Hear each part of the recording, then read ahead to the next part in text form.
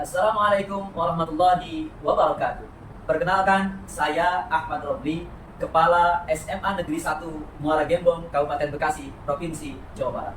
Pada kesempatan kali ini, saya akan menyampaikan praktik baik kepemimpinan pembelajaran di sekolah yang saya pimpin dengan judul Optimalisasi Pembelajaran Mendalam yang berpusat pada murid melalui Si Super Mercury di SMA Negeri 1 Muara Gembong, Kabupaten Bekasi. Praktik kepemimpinan pembelajaran ini menjadi penting bagi kita sebagai kepala sekolah untuk bagaimana mengawal optimalisasi pembelajaran mendalam di sekolah kita masing-masing yang sudah seharusnya pembelajaran mendalam ini berpusat kepada murid. Oleh karena itu, saya akan menyampaikan praktik baik kepemimpinan pembelajaran ini dengan menggunakan metode STAR, yaitu situasi, tantangan, aksi, dan refleksi. Pertama adalah situasi. Penerapan pendekatan pembelajaran mendalam ini sudah mulai di awal tahun pelajaran 2025-2026 di semua jenjang pendidikan baik dasar maupun menengah, termasuk di sekolah kami yaitu SMA Negeri 1 Muara Gembong. Namun demikian, guru belum begitu memahami tentang bagaimana menerapkan pembelajaran mendalam secara komprehensif di sekolah kita. Kegiatan workshop yang sudah dilakukan di awal tahun pelajaran belum begitu optimal untuk menerapkan pembelajaran mendalam ini secara komprehensif. Oleh karena itu, kondisi ini dikhawatirkan akan berdampak terhadap kurang optimalnya tujuan dari pembelajaran mendalam yang berpusat kepada murid. Dengan demikian, alternatif solusi pemecahan masalah harus kita cari, harus kita dapatkan dengan apa? Dengan kita mengefektifkan yang namanya Si Super Mercury. Apa itu Si Super Mercury? Itu adalah aplikasi supervisi pembelajaran melalui rancangan inquiry kolaboratif. Selanjutnya, masih dalam situasi. Praktik baik supervisi pembelajaran melalui rancangan inquiry kolaboratif merupakan hal penting untuk disampaikan agar bisa menjadi inspirasi dan solusi bagi kita kepala sekolah yang menerapkan pembelajaran mendalam agar pembelajaran bisa berpusat kepada murid dapat ditingkatkan hasilnya. Implementasi supervisi pembelajaran ini menekankan pada aspek kolaborasi yang diintegrasikan dengan penggunaan teknologi agar pencapaian pembelajaran dapat lebih optimal. Untuk selanjutnya adalah T, yaitu tantangan.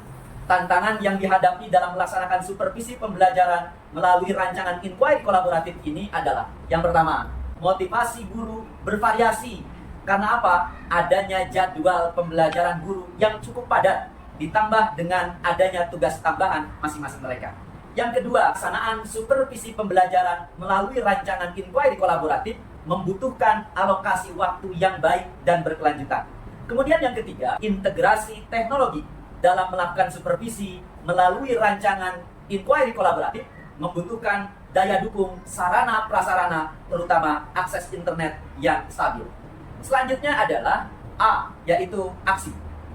Si Super Mercury ini menggabungkan dua hal. Pertama, supervisi pembelajaran yang dilaksanakan dengan menggunakan metode rancangan inquiry kolaboratif yang dikemas dalam sebuah aplikasi melalui aplikasi berbasis website yaitu Google Site.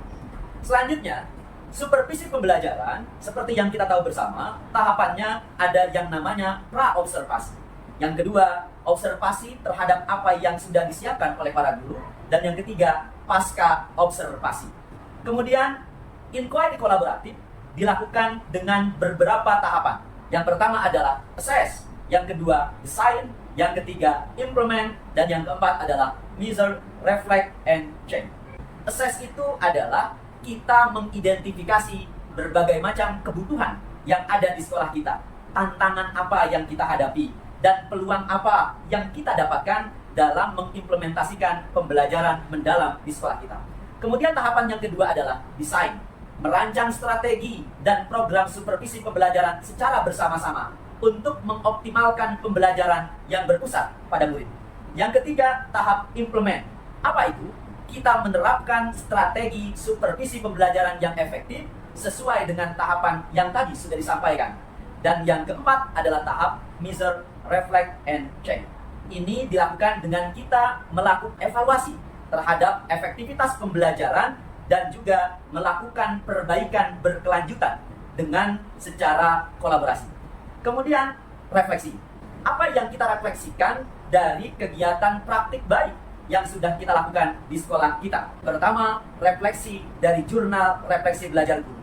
Yang kedua, asesmen kinerja guru dari RPP yang sudah disusun dan juga pembelajaran yang sudah dilakukan oleh para guru.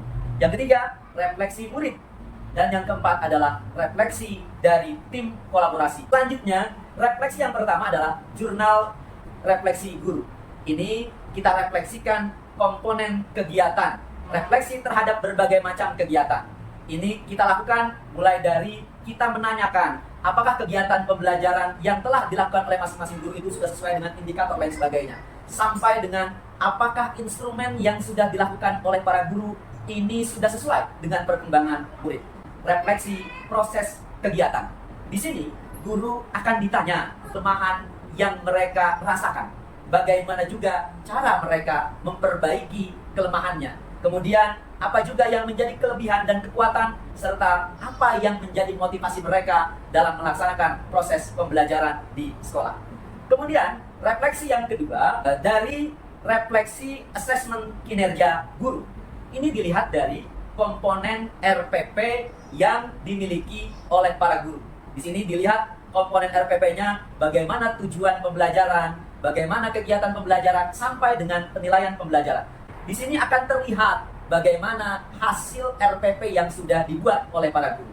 Kemudian kita juga merefleksikan asesmen kinerja guru berdasarkan supervisi pembelajaran yang dilakukan oleh para guru. Bagaimana keselarasan antara tujuan dengan pelaksanaan, bagaimana kerangka pembelajaran, bagaimana langkah pembelajaran, dan bagaimana penerapan asesmen pembelajaran yang dilakukan oleh guru. Tentunya hasil supervisi ini akan menggambarkan bagaimana kualitas pembelajaran yang dilakukan oleh para guru. Kemudian yang selanjutnya adalah refleksi murid. Murid kita tanyakan bagaimana perasaan mereka setelah mengikuti pembelajaran yang disampaikan oleh guru. Ini adalah refleksi untuk menilai apakah pembelajaran ini berhasil atau tidak, berpusat kepada murid atau tidak, bisa memberikan dampak positif atau tidak kepada murid. Kemudian, refleksi dari tim kolaborasi. Refleksi dari tim kolaborasi ini menghasilkan beberapa hal. Yang pertama, dengan dilaksanakannya kegiatan supervisi pembelajaran yang berbasis aplikasi, maka kegiatan pembelajaran bisa lebih terarah untuk berfokus pada kebutuhan murid. Yang kedua, dalam inquiry kolaboratif, baik guru yang disupervisi maupun tim kolaborasi mendapatkan pengetahuan dan pengalaman baru untuk terus diperbaiki dan dikembangkan ke arah yang lebih baik lagi. Di sini akan muncul diskusi, akan muncul curah pendapat, berbagi pembelajaran dan pemahaman terkait dengan apa yang sudah disampaikan oleh para guru. Yang ketiga, keberhasilan pembelajaran terlihat dari bagaimana antusiasme, semangat, dan juga motivasi siswa selama proses pembelajaran yang dilakukan. Dan yang keempat, tindak lanjut dari kegiatan refleksi harus terus dilakukan dengan melibatkan guru lain untuk disupervisi oleh tim kolaborasi. Inilah inquiry kolaboratif yang tidak berhenti pada satu tahapan saja. Harus terus-menerus dia berputar dan juga memperbaiki apa yang menjadi kelemahan dan kekurangannya. Dan yang kelima, kolaborasi menjadi kunci dalam memperbaiki dan mengembangkan pembelajaran mendalam yang berkesadaran, bermakna, dan menggembirakan.